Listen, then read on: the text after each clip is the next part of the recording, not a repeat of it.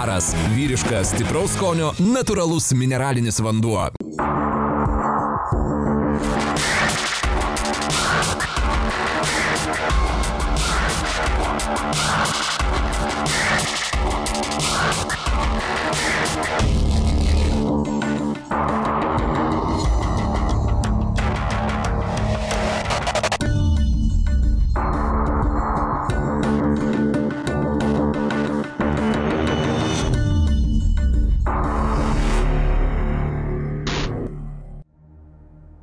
Dabar mes eisime į trečią pastato aukštą, kuriame buvo darbuojamasi su cheminiu ginklu.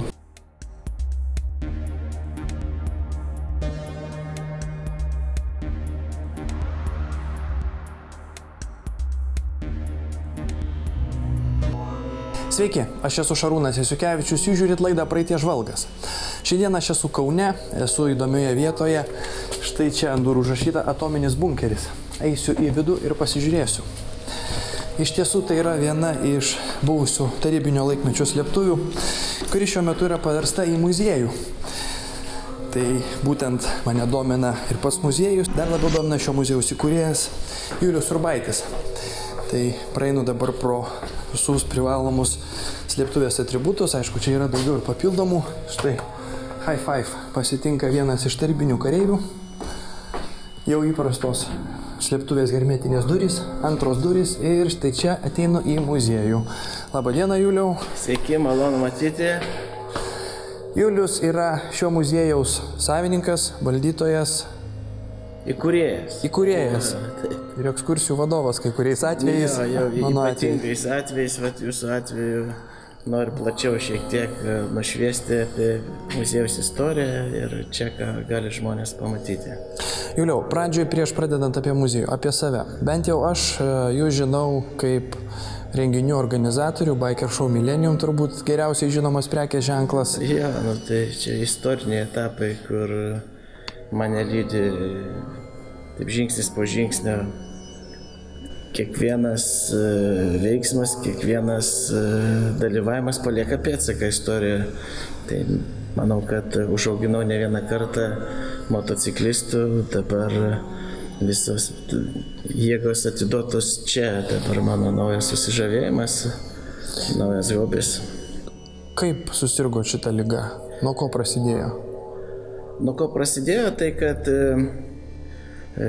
vis dėlto buvo padarytas socialinis projektas, kad šitam unikaliam bunkerį buvo įrengta šokio studija ir čia šoko apie 300 jaunimo ir iš vaikų namų, iš visur. Ir norėjosi įkurti tam tikrą aurą, kad nes čia buvo užpiltas vandeniu, nieko neliko, teko padaryti remontą ir čia jaunimas puikiai šokė, siekė aukštumas.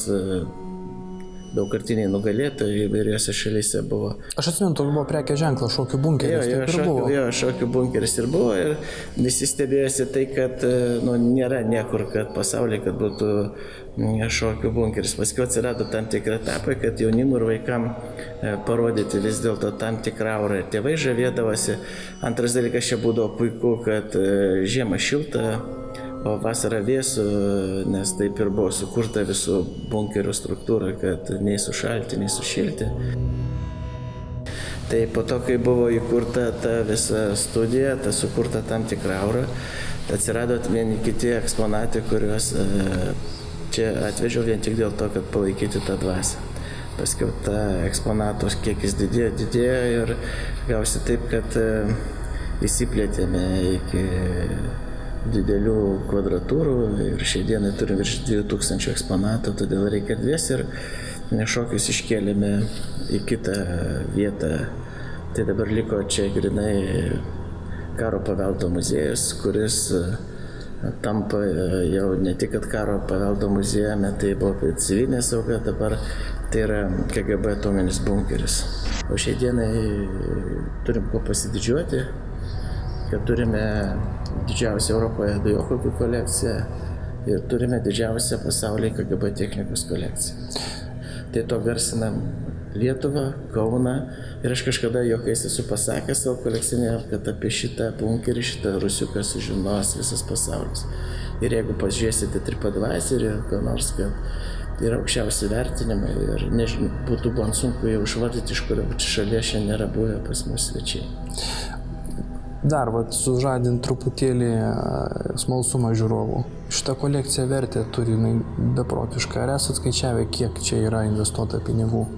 Čia gal aš nenorėčiau taip, toks gal man toks nepatogiausias klausimas, kad klausia, kiek tas daiktas ar vienas kainuoja, bet man yra maloniau pasakyti, kad čia du daiktai yra tik du pasaulyje. Ir žinau, kad vienas yra pavyzdžiui, Vašingtone muziejuje, Spy muziejuje pas Meltoną McDonaldo akcininką. Kitas, turiu kitus du eksponatus, kurie tik Berlyno Spy muziejuje. Man yra džiugu bendradarbiauti su savo partneriais Lietuvoje ir su Genocido centru, su ypatinguoju archyvu, su 9 fortu, kur mes keičiamės patirtimą. Aš turėdamas galimybę ir padovanoju, ir pakonsultuoju, nes gavosi taip, kad visos šios griežtos spectarnybos atsitraukdamas nepaliko jokios technikos, jokių eksponatų, liko tik dokumentai, blankai, antspaudai, tokie dalykai. Juliau, aš stebėjau gana ilgą laiką jūsų veiklą ir mane domina tas momentas, kada šis bunkeris iš civilinės saugos muziejaus tapo KGB muziejumi. Tas lūžis, kada jis įvyko ir kodėl jis įvyko? Jis įvyko kaip ir istoriškai, ir su laiku, nes turi atsirasti dominantės, kada man tenka stebėti rinkodariškus pavadinimus ir kada skambus pavadinimas ateini, o ten 2-3 eksponatai. Tai aš skaitau, kada jau atsirado spectechnikos 100 eksponatų ir artėja virš iki 1000 spectechnikos. Tada jie kiekiniu pavidalu jau jie aplenkė tą ir kaip tikras medžiotojas visą laiką mes norim nušauti vilką, ten su zuikiu nušoja, nelabai džiaugiamės ar to matu. Tai kolekcionieriui didžiausias principas tai yra ieškoti ir rasti radus, pasidėti į vitriną, pražinau 3-4 dienas, savaitę ar mėnuo ir viskas tampa čia taip ir turėjo būti. Gerai, Juliau, tai aš manau, kad žiūrovai jau pakankamai intriguoti. Praeinam, parodykit kelis įdomesnius eksponatus, kurie nesusiję su KGB paslaptimis, o paskui neriam į tą salę ir parodysit, kuo dar galima čia nustebinti. Nu tai gal mes tada galėtume praeiti, čia mes turime daug eksponatų įvairiose vitrinose. Aš manau, čia daug net nežinočiau, nuo ko pradėti. Pagal temas ir panašiai, tai dar mūsų tas bendras palikimas, kad vis tiek parodome ir nes surinkta vis tiek didžiausia Europoje antro pasaulinio karo radiotechnikos, to galiu pasididžiuoti. Tai va čia būtent yra irgi tarybinės radio stotys. Rusai karą pradėjo be radio ryšio, todėl viską kopijuodavo, gaudavosi didesni daiktai, mažiau patvaros. Tai čia nuo Tormano kopijuota vokiečių progresyvaus. Ir čia, norėdamas vis tiek parodyti, ant kiek yra baisus ginklas atominės karas, aš padariau atominės bombos maketą 1:2. Tai čia matote 1,60 m ilgio, 76 cm diametro, numesta ant Hirosimos Little Boy ir 160 000 aukų yra. Tai vis dėlto, kad tai yra baisus dalykai, kiek pasiekoje dar nukenčia laike ir panašiai. Dar ir kiek vėliau po to. Dar vėliau. Tai čia šiek tiek pademonstruojame vis dėlto, ant kiek buvo ta pompastika, jeigu pasižiūrėtumėt, ir herbai iš gintarų, paauksuotos, tai vis tiek ta įtaka ir menui, ir ten kultūrai vis tiek buvo didžiulė propaganda, ideologija, dabar gal tai pavadintų coachingu. Žmonės reikėjo tikinti, visi norėjo valdyti mases ir patys žymiausi tironai, diktatoriai, tai turėjo tą didžiulę įtaigą.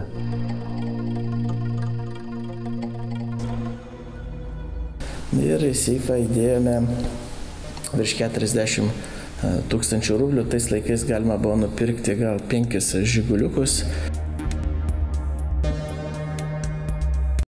Drabužiai gyvenimo nuotykiui. Urban Explorer. Aras – vyriškas, stipraus skonio, natūralus mineralinis vanduo.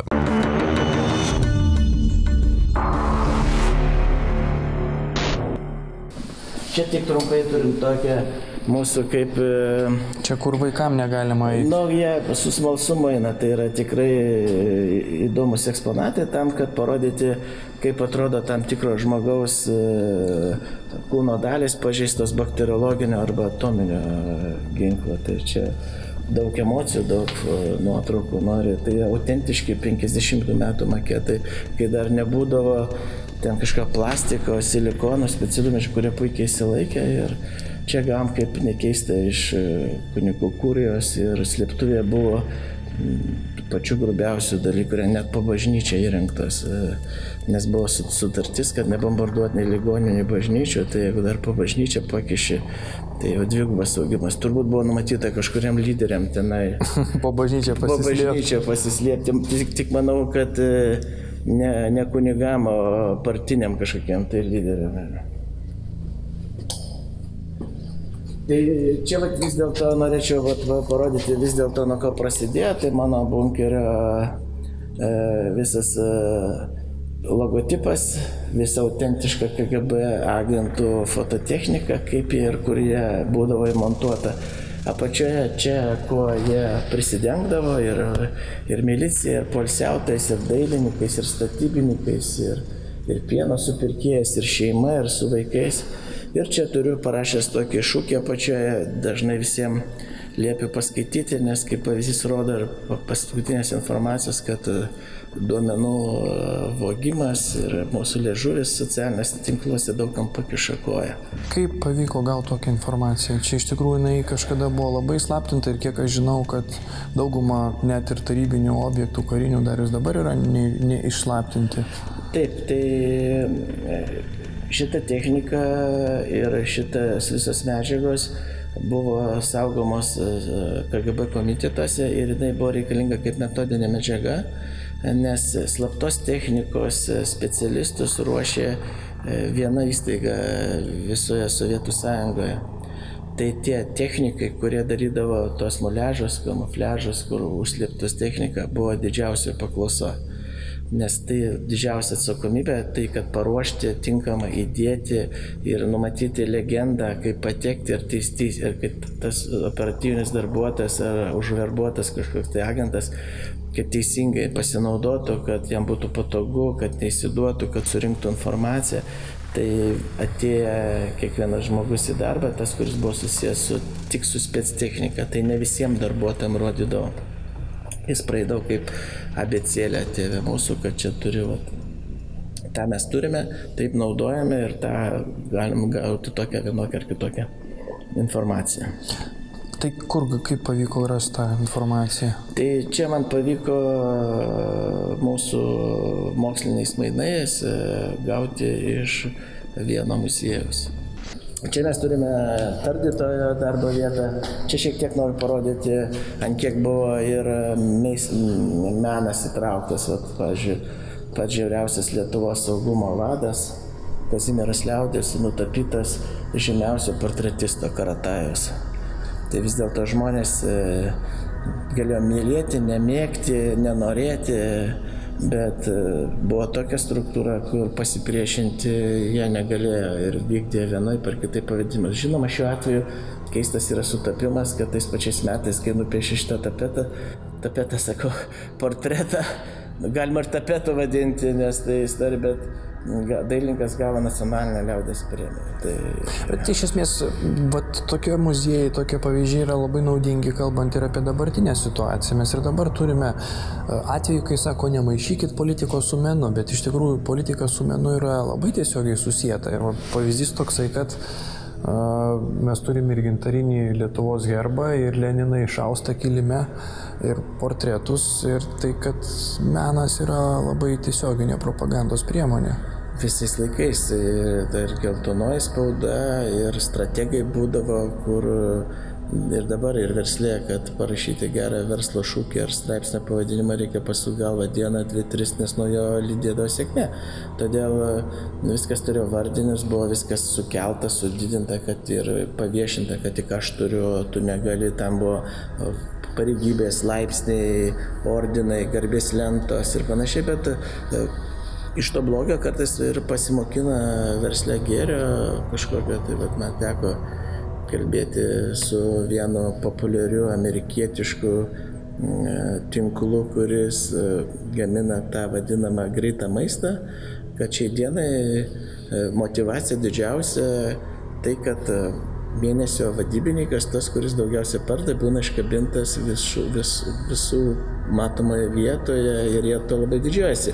Pas mus būdavo į miestą įvažiuoja, tai žymiausias gydytojas, žymiausias menininkas, inžinierius.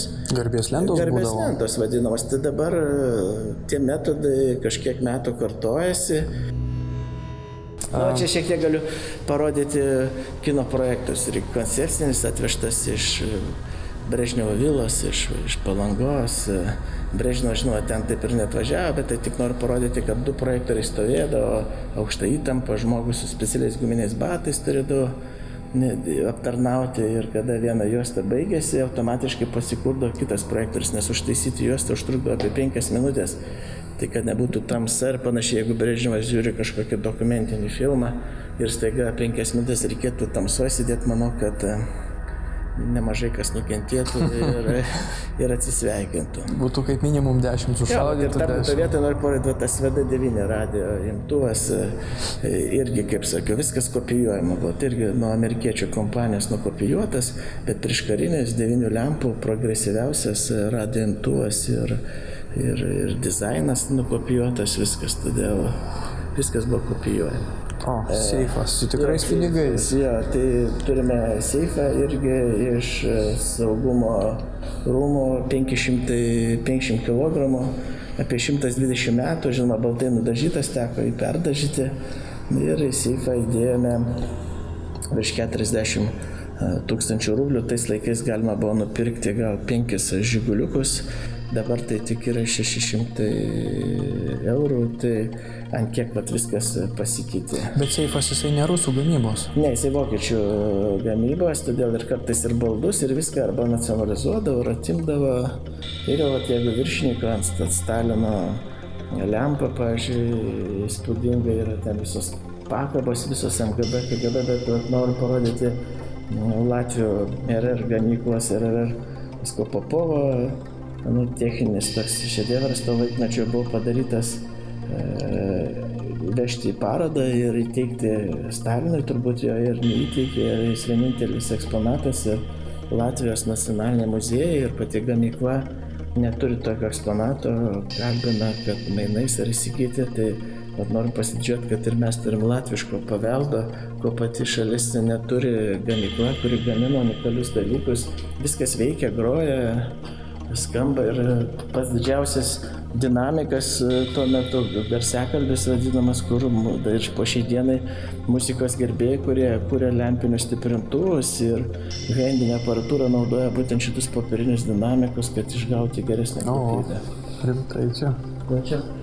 Čia mūsų istorija, visa plakatė. Blogio istorija. Tai būtent tie žmonės, kurie aktyviai dalyvavo, vieni gal trumpiau, vieni ilgiau. Iš istorijos mes, kaip sakoma, nieko negalim išbraukti, bet tai visi pirmieji sekretoriai, Vidaus reikalų ministerijos vadovai ir Lietuvos valstybės ir saugumo komiteto vadovai. Dauguma pavardžių lietuviškos, aš žiūriu, visai nebuvo čia tie okupantai, taip paprasčiau buvo įkalbėti vietinius. Aš manau, kad nebuvo per daug reikalo įkalbėti, nes gal lietuviai tokie ir teko man ir Sovietų armiją tarnauti ir panašiai, jie buvo patikimi, darbštus, norėdavo karjeros ir manau, kad jie norėdavo dalyvauti laisvanoriškai, ne vienas čia per jėgą nekenkė, nedirbo ir panašiai, vis tik iš asmeninių paskatų vienokių ar kitokių. Mes ir dabar turim tokių pavyzdžių, labai noriai yra rankas keliančių dalyvauti Briuselio įvairiose programuose, kurios Lietuvai gal nelabai naudingos. Čia neliečiam politikos, geriau čia mes, tai yra mūsų istorija, geriau kiekvienas dirbam savo darbą, jeigu jį darysim profesionaliai ir sirgsime už tą dalyką, tai manau, kad nuo to šaliai bus tik tai geriau, įdomiau. Reikia žinoti, kaip ir visi, kad jeigu ant peties sėdi dažniausiai juodas velniukas ar angelas, kitur baltas, jeigu juodas sako, davai, kažką darom, baltas, negalima, tai laiką buvo gėris ir blogas, tai vis daugiausiai mes mėgstam lyginti, tai mes turim žinoti, kas yra blogas, kada suprastume, kad gėris, tada suprasim senelius, suprasim tėvus ir kokio įtampoje gyvena, kaip jie gyvena. Vieni gali sakyti, kad man tai buvo patogu, kitiems sako, man buvo baugu, vieni naktį plėždavo, kiti dieną plėždavo, kiti bijodavo kažką tai pasisakyti, visi vienodai rengėmės, visi vienodai valgėme, važiavome į stovyklas ir buvom visi kaip inkubatoriai, dabar kai tapom atviri, laisvi, dabar galime su kažko palyginti, ko mes negalėjom turėti ir neturėjom.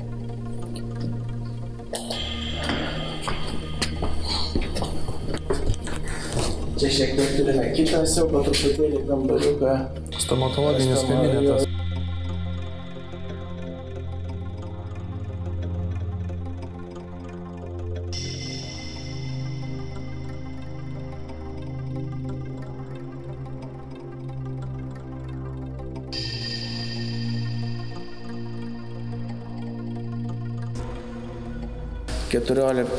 SS mirties būrio dujų balionas, tokie balionai stovėjo Maidane konclageryje.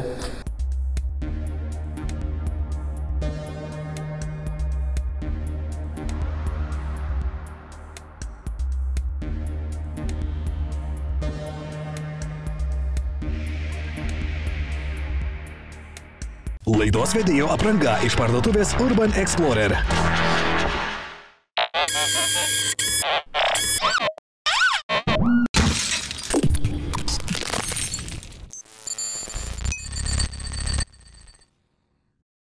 Drabužiai gyvenimo nuotykiui. Urban Explorer.